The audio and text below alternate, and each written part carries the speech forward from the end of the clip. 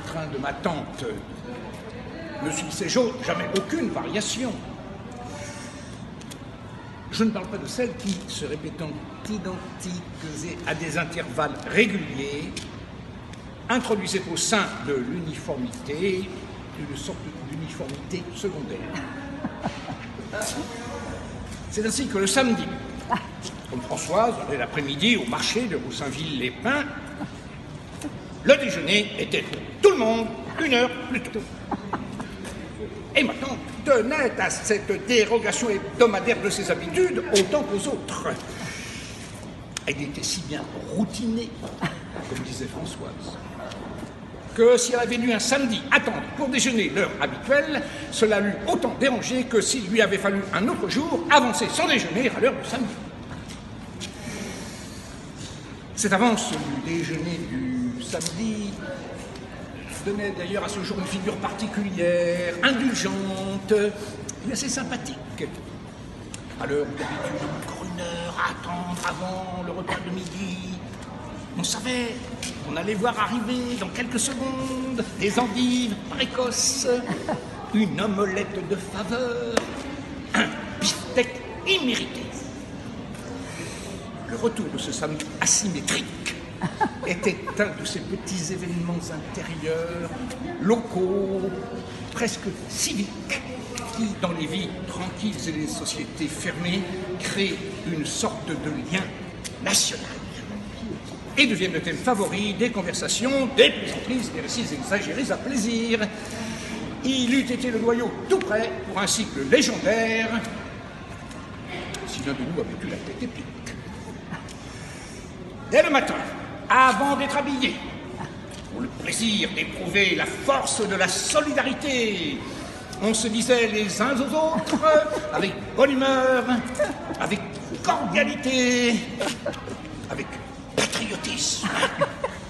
Allons, il n'y a pas de temps à perdre. N'oublions pas que c'est samedi. Cependant que ma tante, devisant avec Françoise et songeant que la journée serait plus longue que d'habitude, disait « Si vous leur faisiez un beau morceau de veau, comme c'est samedi, si à 10h30, un distrait tirait sa montre et disait « Allons, encore 1h30 avant le repas de midi », chacun était enchanté d'avoir à lui dire « Mais voyons, mais à quoi songez-vous? Mais vous savez bien que c'est samedi. On aurait rien encore un quart d'heure après. Et on se promettait de monter raconter cet oubli à ma tante pour l'amuser. » La surprise d'un barbare. Nous appelions ainsi tous ceux qui ne savaient pas ce qu'avait de particulier le samedi. Qui étant venu à 11h parler à mon père, et nous avait trouvés à table, était une de ces choses qui, dans sa vie, avait le plus égayé Françoise. Mais si elle trouvait amusant que le visiteur ne sût pas que nous déjeunions plutôt le samedi, elle trouvait plus comique encore, tout en sympathisant du fond du cœur avec ce chauvinisme étroit, que mon père, lui, n'eût pas eu l'idée que ce barbare pouvait l'ignorer, et eût répondu à son étonnement de nous voir dans la salle à manger. Mais voyons, c'est samedi. Arrivée à ce point du récit, elle essuyait des larmes d'hilarité, et pour accroître le plaisir qu'elle éprouvait, prolonger le dialogue, inventait ce qu'avait répondu le visiteur, à qui ce samedi n'expliquait rien. Et bien loin de nous plaindre de ces additions, elles ne nous suffisaient pas encore, et nous disions, mais il nous semblait qu'il avait dit trop choses. Si, c'était plus long la première fois, comme vous l'avez raconté. Ma grand-tante, elle-même, abandonnait son ouvrage,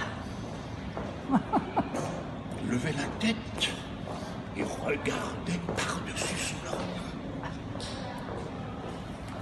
Bravo! Bravo! Le délice!